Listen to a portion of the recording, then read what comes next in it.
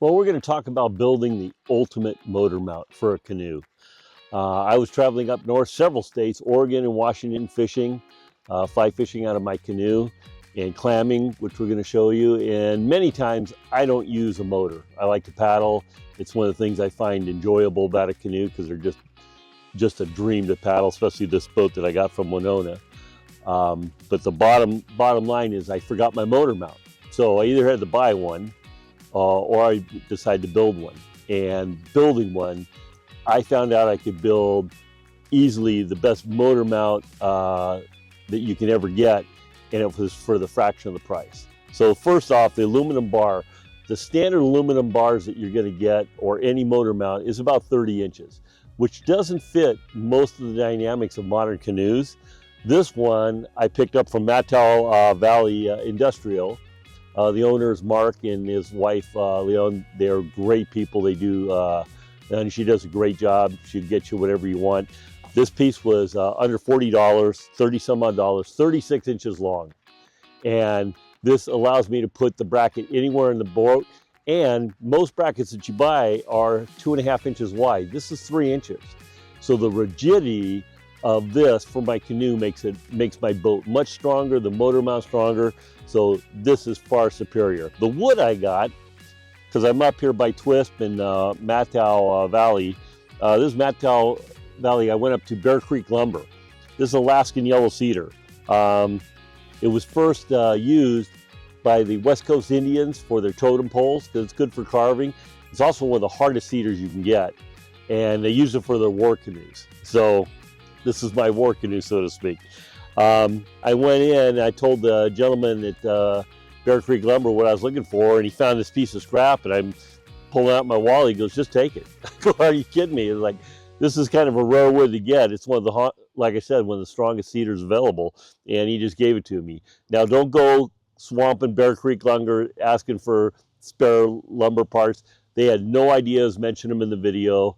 The guy was really helpful. He helped me out. So I just happened to have a small piece that he was going to get rid of, and I lucked out. But yellow cedar is a premium wood for this. As far as the components, pretty much all stainless steel. We got lag bolts, all these other components, the rubber washers. We're looking at under $20 for all of the components. So you're looking at under $40 for your aluminum bar, another $15 for that, for your bolts and nuts, etc. And some super glue. That was like $7. That's going to cost me a little bit. The other stuff you might need is a tape measure, level, and some saws. You can do it with a hacksaw for the metal and a handsaw for the wood. But I have an Alex, and that's my son-in-law, and he's a master builder. He has a shop, so we cut some of this stuff up, and I'll show you how I put this together to build yourself an ultimate motor mount.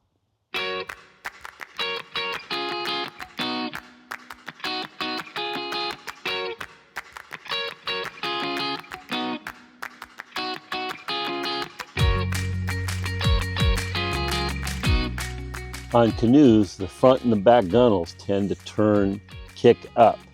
So we're going to do a slight angle on this to make this motor mount level. The first thing you'll want to do is level your canoe on ground or using blocks. You will then want to mark where you want your bracket to be. A permanent marker works great, and you can easily take it off with rubbing alcohol. Using a level, vertically level your wood where your bracket will be. Draw a line along the gunnel. Simply cut along that line, which will give you a level bracket while fishing and using your motor. Always use safety equipment such as gloves, goggles when drilling, or other power tools.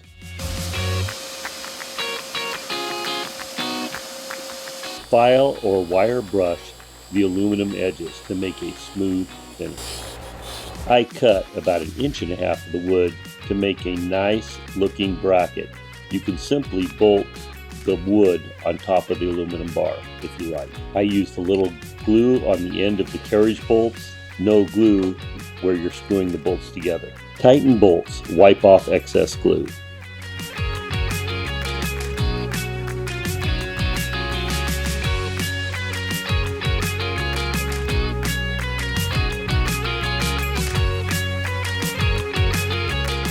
assembling your bracket clamps. Cut the clamps at an angle to fit your canoe. Drill holes to fit your gunnels. Assemble bracket. Rubber washers keep the bracket nice and tight throughout the day.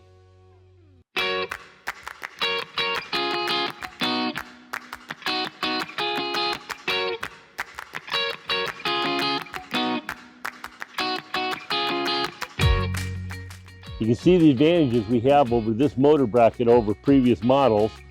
Loosen this up. This is where my new one sits. My old one would sit right here. And I had to reach pretty far back to run the motor. Now, this is right here and I can just comfortably sit. It helps balance out the canoe. And with this 3-inch aluminum bracket at a fraction of what I could buy if I bought a commercial one, this makes this canoe even more rigid and stronger.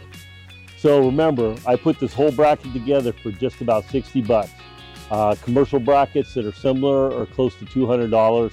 This is a fantastic build. It's fun to do. Go to a metal shop. They'll even cut it for you. And if you want to go fancy and get the angles that we had that would match the curve, you just do a little prep ahead of time and you'll get a really good grip on your canoe. I am going to rubberize these, probably with a little bit of shoe goop or E6000 and maybe an inner tube, so when the rubber hits, it just grabs, and that way there'll be no sliding at all. Enjoy building your motor bracket. Save some money. My son-in-law asked me, why don't they have one of these that go right in this bracket? And I said, hey, these Bertha gunnels are fairly new. Cnoe came up with it. I think it's revolutioning the canoe world. But I think that's a brilliant idea, and I think you'll see that in the future. If Cnoe doesn't come out with it, I'm sure another brand will come out with something that'll fit in these brackets. Enjoy building your motor bracket.